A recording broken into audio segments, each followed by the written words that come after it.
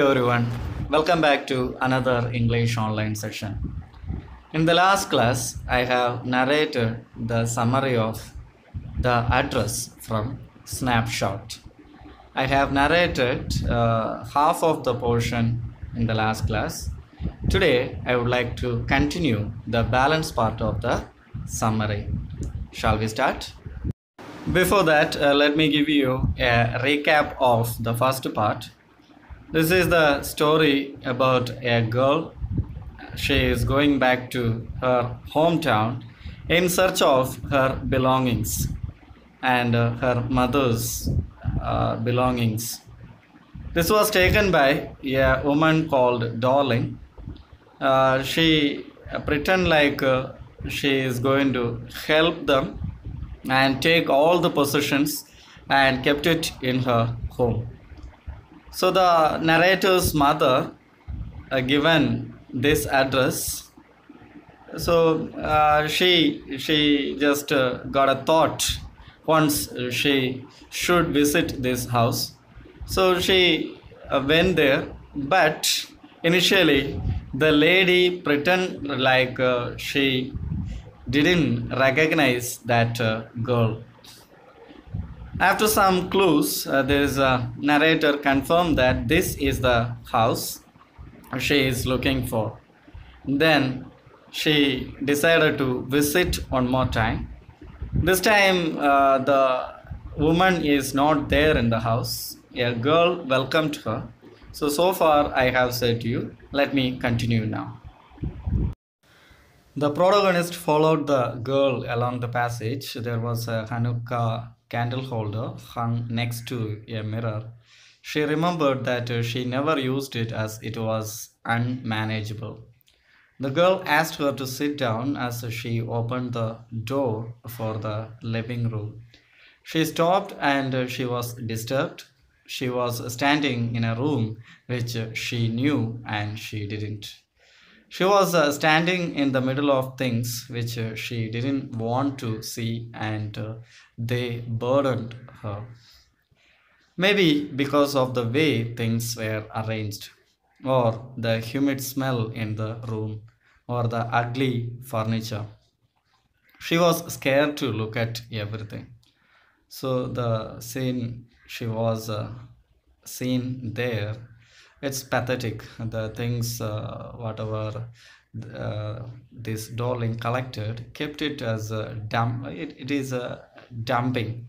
Okay, not arranged in a proper order.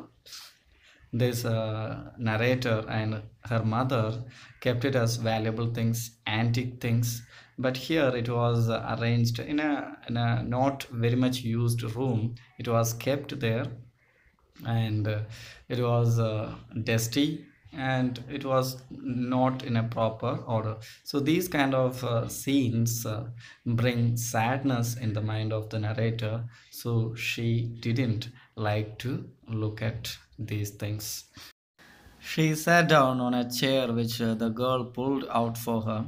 She looked at the woolen tablecloth. She rubbed it, and her fingers felt warm as she followed the lines of the pattern. She remembered a burn mark that was never repaired. The girl told her that her mother would be back soon and asked if she would like to have a cup of tea. She answered, "Thank you." The protagonist looked up. She saw the girl put two cups of tea in front of her. She had a broad back just like her mother. She poured tea from the teapot and it had a gold border on the lid. She opened a box and took some spoons out of it. The protagonist complimented the girl about the box. It was sounding different to her. She is identifying things one by one. Most of the things in that house or in the particular room, it belongs to this particular protagonist. These people, Darling and her mother, is keeping those things as their own. So first one is the tablecloth. The second one is that teapot and the boxes having silver spoons.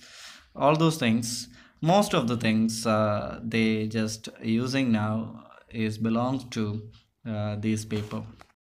As the girl turned to give her a cup, she asked if she knew about the box.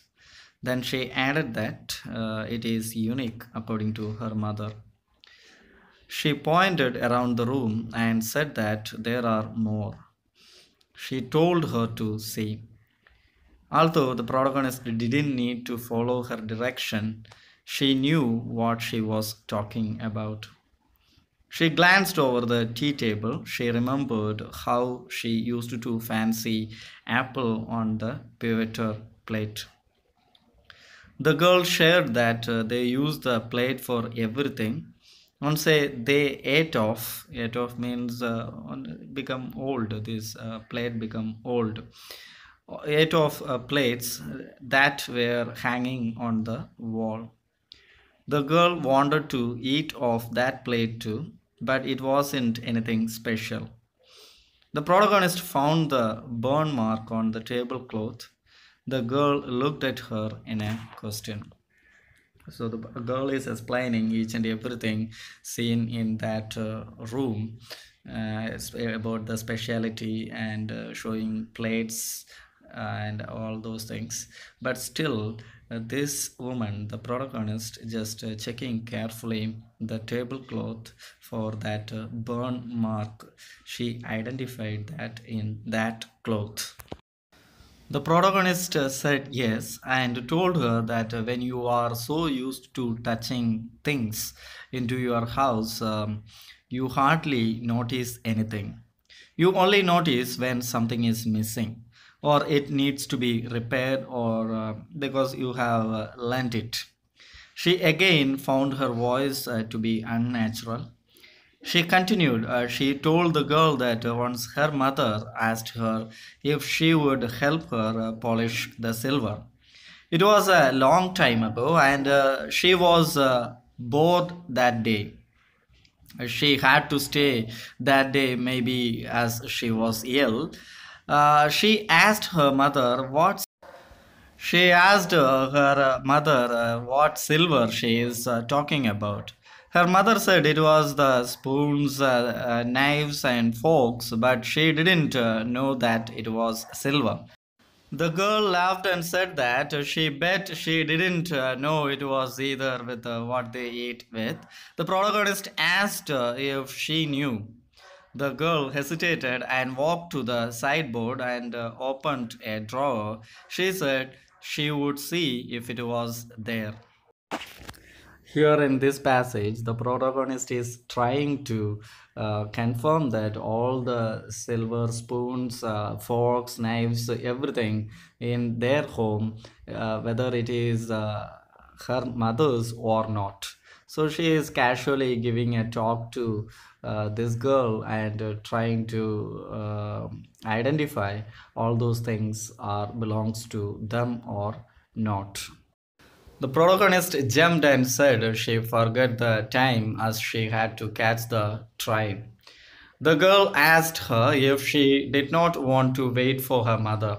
The protagonist still replied with a no and said she must leave.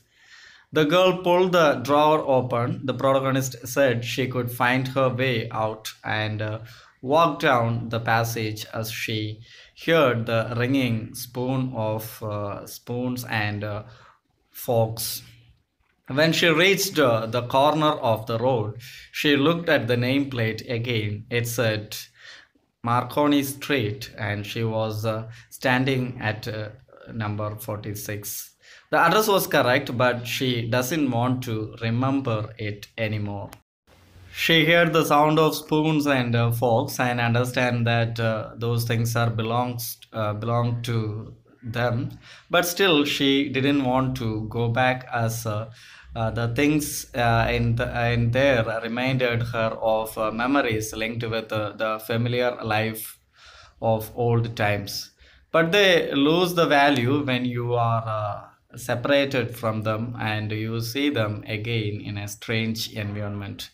The thought of what she would have done with a small rented room where blackout paper hung over the window and no cutlery fitted in the narrow drawer, she finally resolved on forgetting the address as it would be easiest. This is the end of this story. This story, particularly describing the pathetic condition of human life because of war, and at the same time, the people around them, how they are exploiting the people affected in the war.